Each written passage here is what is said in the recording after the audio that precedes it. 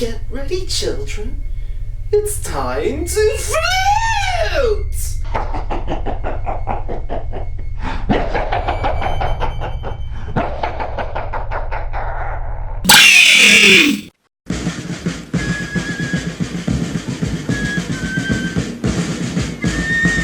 Hi, I'm Danny Quinn, and welcome to another episode of First Impressions. On today's episode, we return to the town of Derry, Maine for It, Chapter 2. 20 years after the summer of 1989, It, played by Bill Skarsgård, resurfaces in the town of Derry, Maine, and begins preying on the town's children once again. Since they last defeated It, the Losers Club, including Bill Denbrough, played by James McAvoy and Jaeden Martell, Beverly Marsh, played by Jessica Chastain and Sophia Lillis, Ben Hanscom, played by Jay Ryan and Jeremy Ray Taylor, Richie Tozier, played by Bill Hader and Finn Wolfhard, Mike Hanlon, played by Isaiah Mustafa and Chosen Jacobs, Eddie Kaspbrak, played by Jack Ransone and Jack Dylan Grazer, and Stanley Uris, played by Andy Bean and Wyatt Oleff, have all went their separate ways, but reluctantly returned to the town of Derry to conquer their deepest fears once again in order to destroy It once and for all. One of 2017's biggest successes, and arguably one of its most surprising considering how much of a hit it was the film adaptation of Stephen King's legendary doorstopper novel, It. Already adapted into a 1990 miniseries with Tim Curry in the role of Pennywise, the new film was still a huge hit with critics, fans, and audiences alike, including from yours truly. But since the book is a lengthy 1,000-page doorstopper of a novel that features two parallel storylines running alongside each other, with one story focusing on the main characters as children, and the other focusing on them as adults, it only makes sense for there to be two films, with one devoted to the losers as children, and one devoted to them as adults. It's certainly a much better idea than trying to cram it all into one 2-hour movie, or even a 3-hour mini-series as the 1990 film tried, with mixed results. And with Chapter 2 coming out this week, I went and saw it alongside the first movie as my local cinema was playing both movies back to back as part of a double bill. And the experience was altogether a very interesting one. It wasn't quite the same as seeing the first movie back when it first came out 2 years ago, as unfortunately the cinema staff weren't dressed up as clowns this time around, but it was still a pretty cool experience seeing both movies together. It's kind of an interesting way to sort of view both movies as one continuous experience, sort of like the Lord of the Rings films or the Kill Bill films. I still stand by my opinion on the first movie from a couple of years back. I still think it's a very good, very effective horror movie that does manage to disturb and creep you the hell out, even if it does resort to a few cheap jump scares every now and then. And I only bring up my experience of seeing both movies back to back because, well, you know how I said that seeing both movies back to back wasn't quite the same as whenever I went and saw the first movie 2 years ago? I guess the same could be said about seeing the second film. It's good, but not quite as good as the first. It just doesn't quite have the same energy and spark as the first film. I think one of my main gripes with the film is that it does kind of tread familiar ground from the first movie a little too much. I understand that It is a story about people literally revisiting their pasts, so callbacks and references are kind of inevitable. It's like with Back to the Future 2 or Trainspotting 2. They're literally revisiting events and locations from the first movie, but with a different perspective. But for me personally, a lot of the plot beats in this film, it just sort of felt like they were ripped right out of the first movie, and it stopped being a case of history just repeating itself and felt more like they were just trying to copy what worked in the first movie. And I don't blame them for doing this, because the first movie was really good and really effective, so I can understand why they'd want to do that, but it does kind of get a little bit distracting at points. It just sort of feels like they're taking things that happened in the first movie and trying to do them again, only on a much bigger scale. You know, the typical sequel thing of bigger is better. So instead of a blood sink, we now get a blood wave. And even the climax is very similar to how the first movie played out. I can't really say much else though, since that is kind of going into spoiler territory. At the same time though, it's not a huge issue. It's not like with Speed 2 or Hangover 2 or Terminator 3, where they just feel like flat remakes of their predecessors. It's not quite like that. And I think this point is mainly just me being a wee bit nitpicky, since I did rewatch the first movie right before seeing this one, so noticing all the callbacks and moments where they just kind of copy the first film they did stick out a fair bit more than they probably otherwise would have. And like I said, a key theme of this movie is nostalgia and revisiting the past, so I can largely overlook this little issue. Indeed, the film's theme of nostalgia and revisiting the past is probably the movie's main strength. It's not quite as focused on horror as its predecessor, and I think that's probably part of the reason why it's getting a fairly mixed response from the critics. Instead, it's much more of a character piece with much heavier emphasis on drama than outright terror, at least for its first two acts. There's quite a lot of time spent with the losers as they sort of reconnect with each other, reminisce on their past, and reflect on their childhood as they wander around the streets of Derry. And it's a very bittersweet experience in a big way because they've all mostly forgotten their childhood experiences,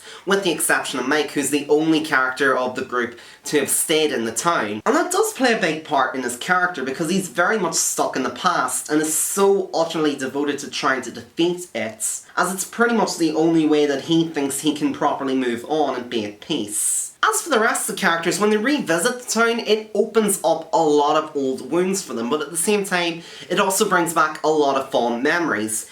Even though they've grown up and largely forgotten what happened during their childhood in Derry, it still lingers with them even as adults. Even though they're mostly successful and mostly doing very well for themselves, some of them are still very much in the same place that they were all those years ago. Take the likes of Beverly and Eddie, for example.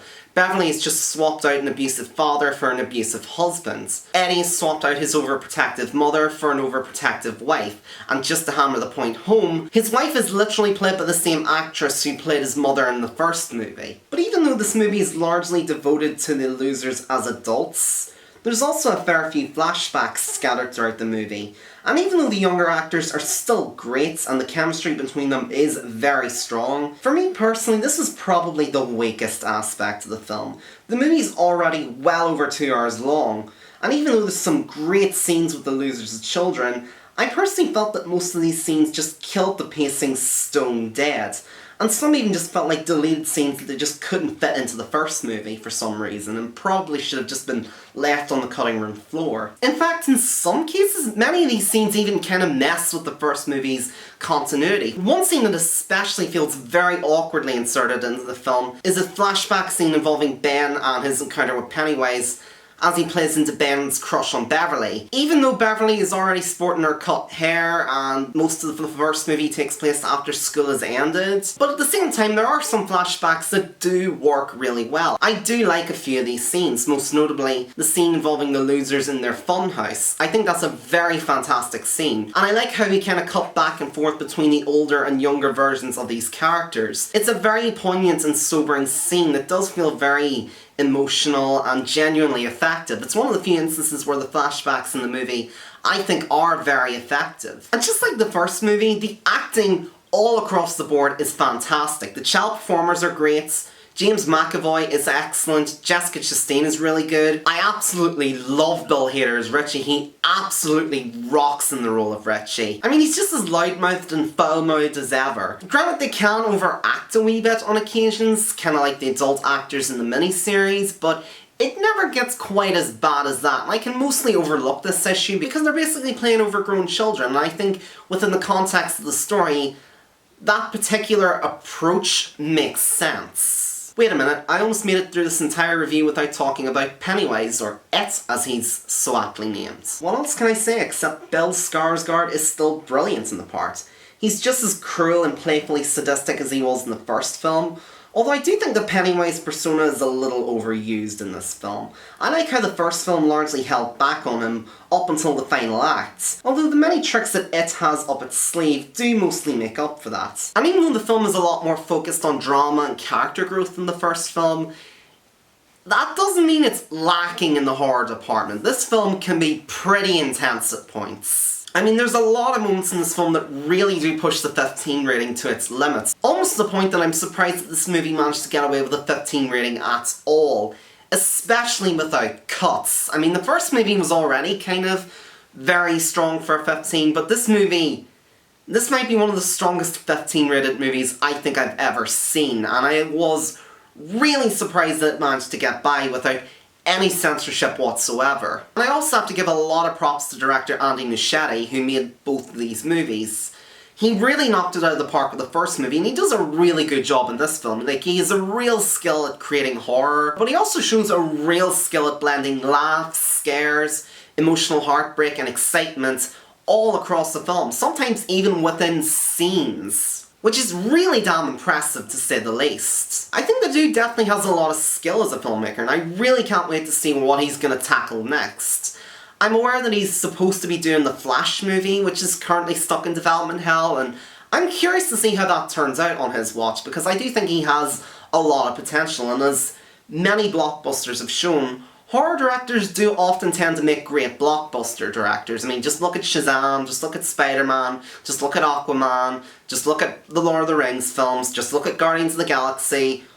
All made by filmmakers who started out making horror movies, and they all knocked it out of the park. So it'll be really cool to see Muschietti join their ranks. Although in the long run, I'd love to see him direct an MCU X-Men film, because the Ant movies show that he can direct movies with big ensemble casts that are largely revolved around misfit characters that don't really belong, and have a genuine sense of camaraderie and friendship.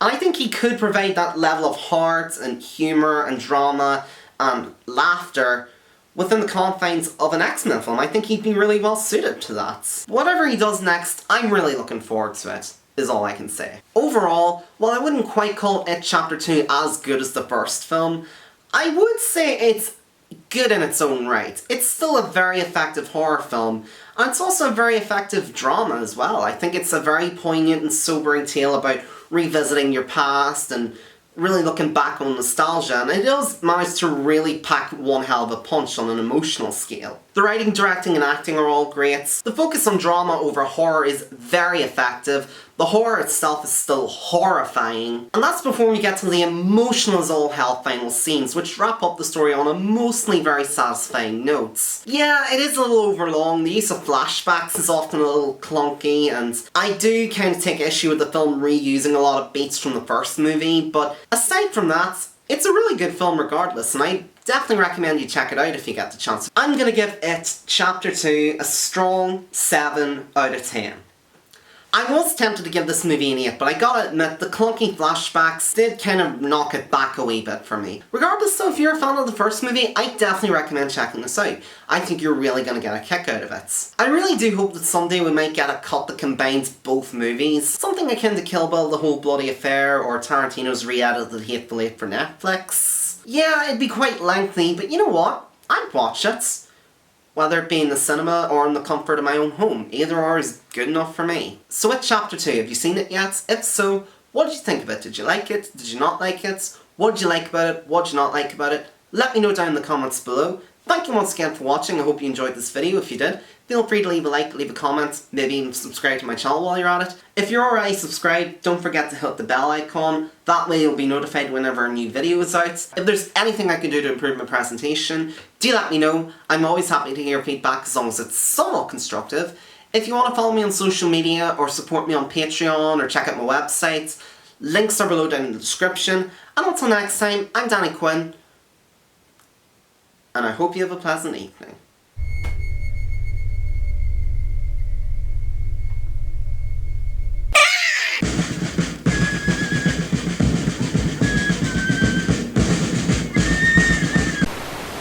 Time to float.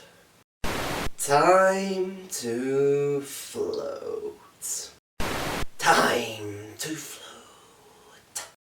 Time to float. Time to float. Get ready, children. It's time to float. Get ready, children. It's time to float. It's time to float. Get ready, children. It's time to float! Get ready, children. It's time to float! Get ready, children. It's time to float!